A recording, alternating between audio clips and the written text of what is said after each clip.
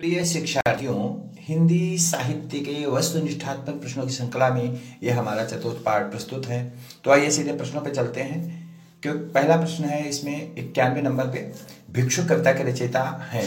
भिक्षु कविता के रचयिता हैं निम्न में से कौन? प्रसाद, पंत, महादेवी वर्मा या निराला? तो भिक्षु कविता के रचयिता निराला जी हैं। ऑप्शन डी आपका सही हो जाएगा। और इसके बाद में अगला प्रश्न देखते हैं। अगला प्रश्न है कि ईदगाह कहानी के रचनाकार कौन है? ईदगाह कहानी के रचनाकार कौन है? ईदगाह कहानी के रचनाकार प्रेमचंद, अज्ञेय प्रसाद या जैनेन्द्र? तो ईदगाह कहानी के रचनाकार हैं मुंशी प्रेमचंद। कथा सम्राट मुंशी प्रेमचंद ईदगाह कहानी के रचनाकार हैं। 93 नंबर का प्रश्न है, ए इसका आंसर सही हो गया 92 का। और 93 नंबर का प्रश्न है, वीरों का कैसा हो वसंत? वीरों का कैसा हो वसंत, इस कविता के रचयिता कौन है? तो वीरों का कैसा हो वसंत, इस कविता के रचयिता कौन है? केदारनाथ सिंह, सुभद्रा कुमारी चौहान, अज्ञेय, धर्मवीर भारती? तो आपके सामने 4 ऑप्शन हैं। इनमें से सुभद्रा कुमारी चौहान, वीरों का कैसा हो वसंत सुभद्रा कुमारी चौहान की रचना है। अगला प्रश्न चलते हैं, बी ऑप्शन सही हो जाता है। मसी कागद छुयो नहीं, कलम गही नहीं हाथ, इस पंक्ति के रचयिता? तो बड़ी ही सरल पंक्ति है, सभी को पता है। इस पंक्ति के रचयिता संत कवि कबीरदास जी हैं। ऑप्शन बी सही होगा इसका। इसके बाद में लोग हैं लागी कवित्व बनावत, मोहि तो मेरे कवित्व बनावत। तो ये प्रश्न पूछा भी जा चुका है परीक्षाओं में।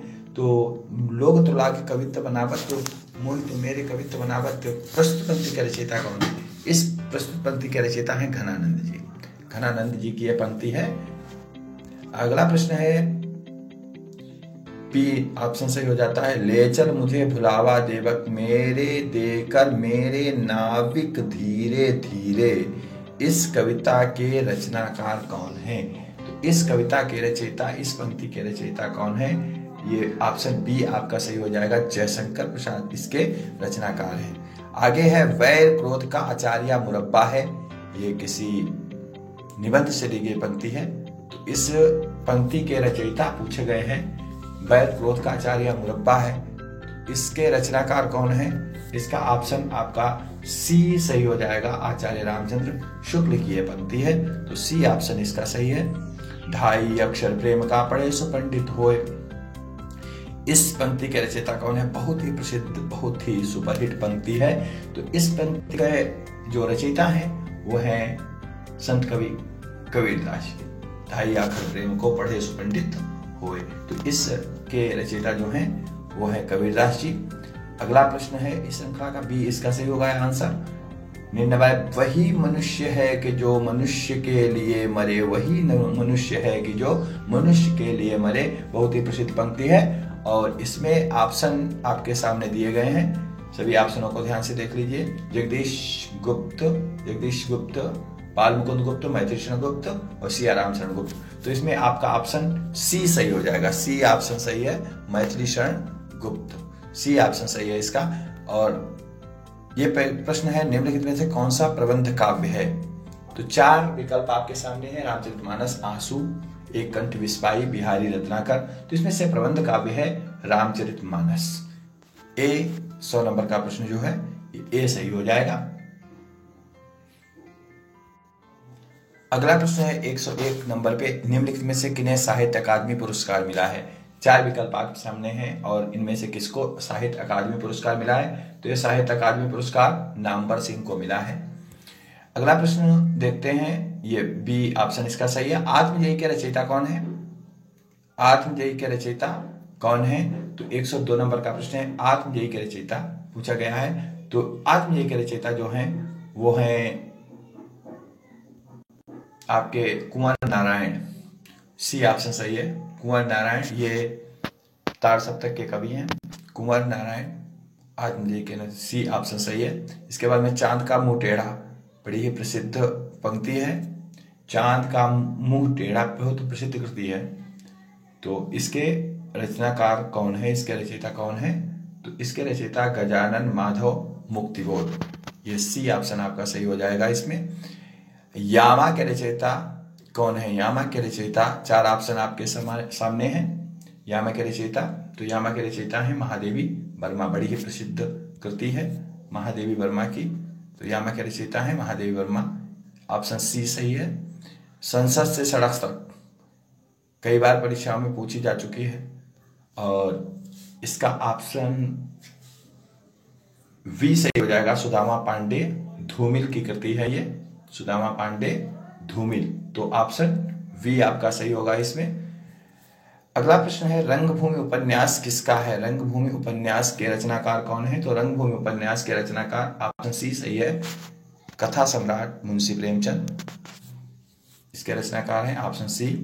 प्रभु जी तुम चंदन हम पानी, जाकी अंग अंग बास समानी, इस प्रस्तुत पंक्ति के रचनाकार कौन है? बहुत ही महत्वपूर्ण प्रश्न है, कई बार पूछा जा चुका है। तो प्रभु जी तुम चंदन हम पानी, जाके अंग, इसके रचनाकार मीराबाई के गुरु कहे जाते हैं संत रविदास, रैदास संत इसके रचनाकार हैं। ऑप्शन आपका ए सही हो जाएगा इसमें, ऑप्शन ए सही 107 का।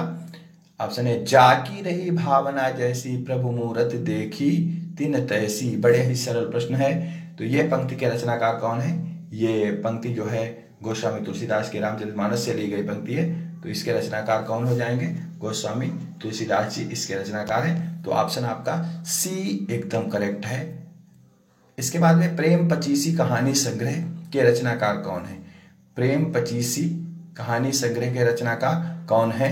तो ये बड़ा ही सरल है, कथा सम्राट मुंशी प्रेमचंद प्रेम पचीसी के रचनाकार हैं। ऑप्शन ए आपका सही हो जाएगा। इसके बाद में ऑप्शन ए इसका सही हो जाएगा। ज्ञानपीठ पुरस्कार किस क्षेत्र में दिया जाता है? तो आपके सामने 4 विकल्प हैं, बड़ा ही सरल है क्योंकि जिस संबंध में प्रश्न किए जा रहे हैं उसी संबंध में दिया जाता है। सिनेमा, विज्ञान, समाज सेवा, तो इनमें से या साहित्य, 4 ऑप्शन है, तो ये साहित्य के क्षेत्र में दिया जाता है ज्ञानपीठ पुरस्कार, तो डी ऑप्शन आपका सही हो जाएगा। इसके बाद में अगला प्रश्न है प्रेम सागर के लेखक कौन है? 111 नंबर का प्रश्न है, प्रेम सागर के लेखक कौन है? ईसा अल्लाह खान, लल्लूलाल, मुंशी प्रेमचंद या सदा शुक्लाल? तो प्रेम सागर के रचनाकार, बड़ा ही सरल प्रश्न है, ये लल्लूलाल, ऑप्शन वी इसका सही होगा, लल्लूलाल। तो बी ऑप्शन देखिए, बी ऑप्शन सही है। तुलसीदास ने अपनी रचनाओं में किसका वर्णन किया है?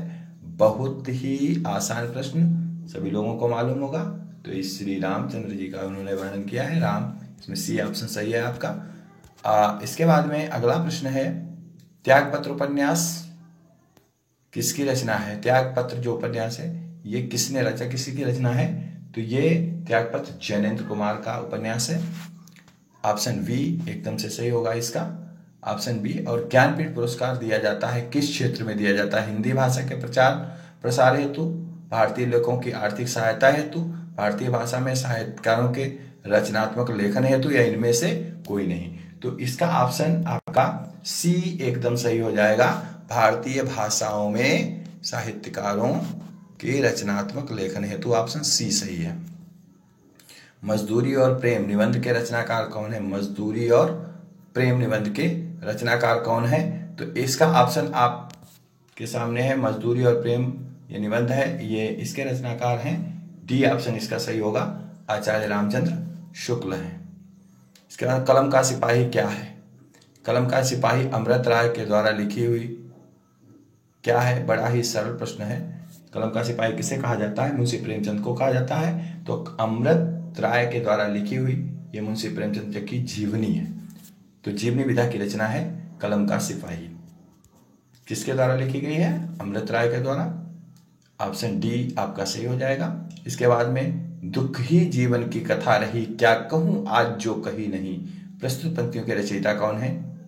4 विकल्प आपके सामने है, प्रस्तुत पंक्तियों के रचयिता, इसमें से सूर्यकांत त्रिपाठी निराला प्रस्तुत पंक्तियों के रचयिता हैं कि दुख ही जीवन की कथा रही, क्या कहूं आज जो नहीं कही, इस पंक्ति के रचयिता सूर्यकांत त्रिपाठी निराला, ऑप्शन डी सही है।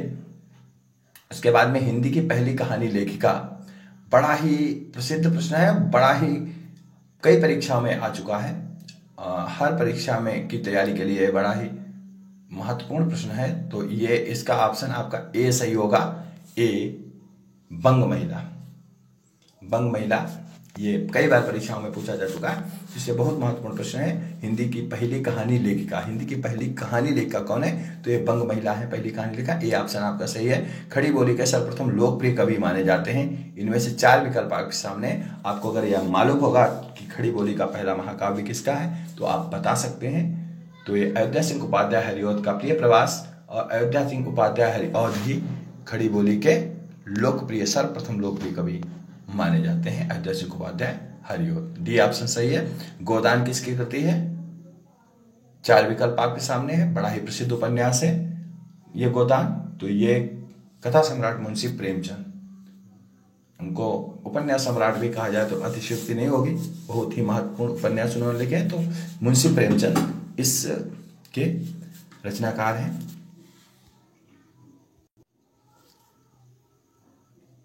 इसका ऑप्शन बी सही हो जाएगा, मुंशी प्रेमचंद। अगला प्रश्न देखते हैं। कस्तूरी कुंडल वसे आत्मकथा है, यह किसकी आत्मकथा है? कस्तूरी कुंडल वसे। तो इसका सही ऑप्शन बी होगा, मैत्रेयी पुष्पा की ये आत्मकथा है कस्तूरी कुंडल वसे। चरणदास चोर किसकी नाट्यकृति है? इसमें आपके सामने 4 विकल्प हैं। थोड़े कठिन प्रश्न हो सकते हैं आपके हिसाब से।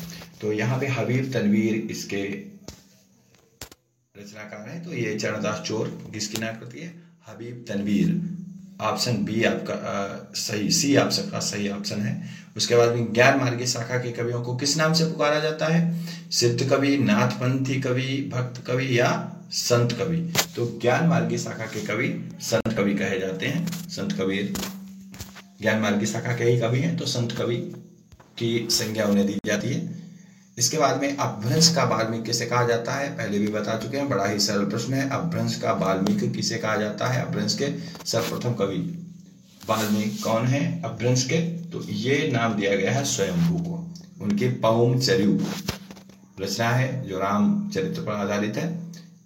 डी ऑप्शन आपका सही है। चंद्रवरदाई किसके दरबारी कवि थे? बहुत सरल प्रश्न है और उन्होंने पृथ्वीराज रासो लिखा है, तो जाहिर सी बात है किसके वो दरबारी कवि थे? वो पृथ्वीराज चौहान के। डी ऑप्शन आपका सही हो जाएगा इस प्रश्न में। अगले प्रश्न पे चलते हैं। डी ऑप्शन सही है इसका। 126वां प्रश्न है। रीतिकाल का वो कौन सा कवि है जो एकमात्र अपनी कृति से प्रसिद्ध हो गया? तो ये एकमात्र अपनी कृति हिंदी साहित्य में अमर हो गया, तो वो कवि हैं बिहारी लाल जी। मात्र बिहारी सतसई इनकी एक कृति है जिसके कारण ये महाकवि कहे जाते हैं। बहुत ही अच्छे कवि। सतसैया के दोहरे जो नावक के तीर, देखन मां छोटे लगे, घाव करें गंभीर। तो इनकी मात्र एक रचना बिहारी सतसई, जिसके कारण ये हिंदी साहित्य में अमर हो गए। तो सी ऑप्शन सही है। कठिन काव्य का प्रेत किसे कहा जाता है? अनेकों बार यह प्रश्न आ चुका है।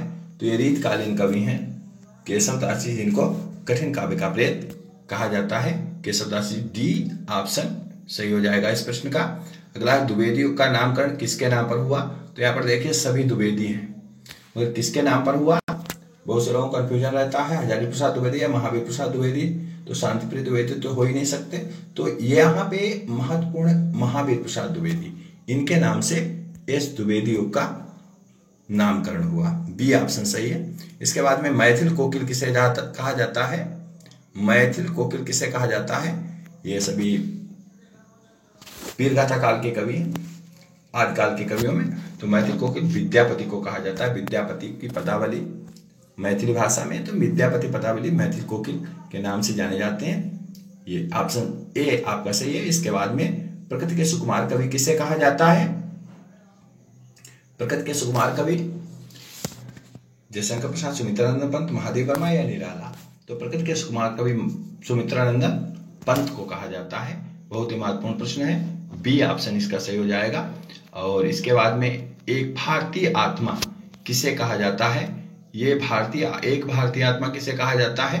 तो इसमें आपका ऑप्शन बी सही होगा। माखनलाल चतुर्वेदी को भारतीय आत्मा कहा जाता है। माखनलाल चतुर्वेदी पुष्प के विलासा जिनकी रचना है। तो कथा सम्राट किसे कहा जाता है? अंतिम प्रश्न। मैंने कई बार इस प्रश्न का नाम लिया है, जितनी बार उनका विकल्प आया मैंने उनको कथा सम्राट कहा, तो बताने की जरूरत ही नहीं है। इसमें मुंशी प्रेमचंद को कथा सम्राट कहा जाता है। तो इस प्रकार से हमारी इन प्रश्नों की श्रृंखला में ये अंतिम प्रश्न था। ए इसका ऑप्शन सही है। इसके बाद में अब हम इस प्रश्नावली को समाप्त करते हैं। इसमें अब तक 132 प्रश्नों की ये श्रृंखला है। इसके 4 वीडियो हमारे इसी YouTube चैनल पे पड़े हुए हैं। आप उनको देख करके अपने आने वाले एग्जाम की, कंपटीशन की तैयारी कर सकते हैं और जान सकते हैं कि हिंदी साहित्य में हमारा कितना वर्चस्व है, अर्थात हम कितने प्रश्नों को हल कर सकते हैं। इन 132 प्रश्नों में आप ईमानदारी से सभी वीडियो में देख करके हल करके देखें कि कितने हम अपने हल कर सकते हैं और इस प्रकार से अपनी तैयारी करें। बहुत बहुत धन्यवाद। मां भारती विद्या मंदिर की तरफ से यह प्रस्तुति। Subscribe now and press the bell icon. Never miss an update. Subscribe now and press the bell icon. Never miss an update.